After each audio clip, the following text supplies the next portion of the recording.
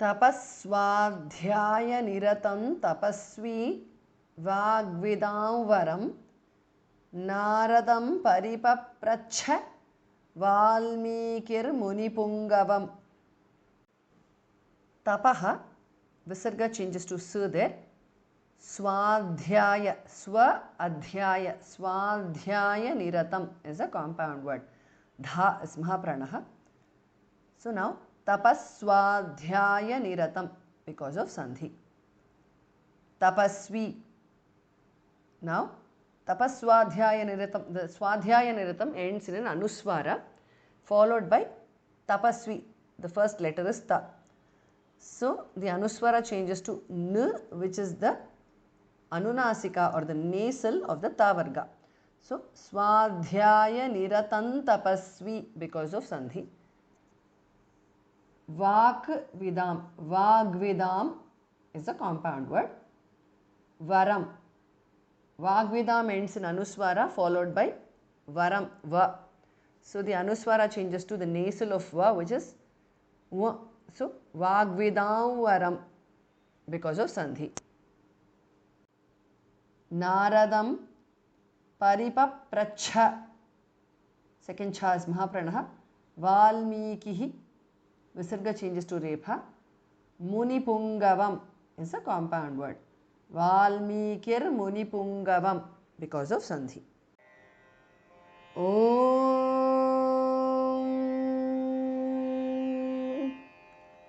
Tapaswadhyaya niratan tapasvi vagvidam varam naradam paripapracha valmikirmunipungavam.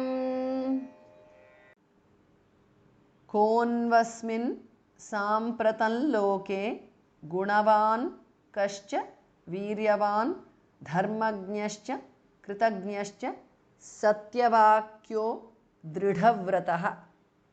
Kaha becomes ko because of Sandhi. Nu. Asmin. Nwasmin because of Sandhi. Becomes konvasmin because of Sandhi. Sampratam loke. Sampratam ends in an Anuswara and loke begins with la. So it becomes sampratan loke. So the Anuswara changes to the nasal of la. Gunavan Kaha, Visarga changes to Shu there. Cha, Kascha because of Sandhi. Viryavan. Dharmagnyaha is a compound word. Dha is Mahapranaha. Visarga changes to Shu. Cha, Dharmagnyascha because of Sandhi. Kritagnaha is a compound word. Visarga changes to Shu. Cha, Kritagnyascha because of Sandhi. Satyavakyaha is a compound word. It becomes Satyavakyo because of Sandhi. Dridhavrataha is a compound word. Dha is Mahapranaha.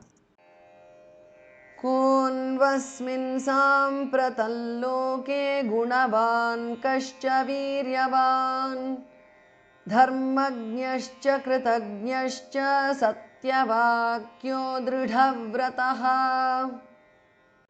Charitrena cha koyuktas sarvabhuteshu kohitaha vidwan kah samarthascha kaschaika priyadarshanaha. Charitrena cha kaha becomes ko because of Sandhi. Yuktaha, Visarga changes to su there. Sarvabhuteshu is a compound word. Bha Mahapranaha. Yuktas sarvabhuteshu because of Sandhi. Kaha becomes ko because of Sandhi. Hitaha. Vidwan kaha. Visarga changes to Jihva Muliya. Kaha. Kaha because of Sandhi. Now the second kaha, Visarga changes to su there. Samarthaha. Thas Mahapranaha. Kas samarthaha because of Sandhi. Visarga changes to shu there. Cha. Samarthascha because of Sandhi. Kaha, Visarga changes to shu there. Cha. Kascha because of Sandhi. Eka priyadarshanaha is a compound word. Chaika priyadarshanaha because of Sandhi. So the entire phrase becomes Kaschaika priyadarshanaha. चारित्रेण च को युक्तः सर्वभूतेषु को हितः विद्वान् कः कः समर्थश्च कश्चैकप्रियदर्शनः आत्मवान् कोजितक्रोधो द्युतिमान् कोनसूयकः कस्य बिभ्यति देवाश्च जातरोषस्य संयुगे आत्मवान् कः becomes ko because of sandhi jitakrodhah is a compound word dha is mahapranah it becomes jitakrodho because of sandhi द्युतिमान् कः अनसूयकः is a compound word कोनसूयकः because of sandhi kasya bibhyati the second bha is mahapranah devaha visarga changes to shu there cha devascha because of sandhi jataroshasya is a compound word sanyuge आत्मवान् कोजितक्रोधो द्युतिमान् कोनसूयकः कस्य बिभ्यति देवाश्च जातरोषस्य संयुगे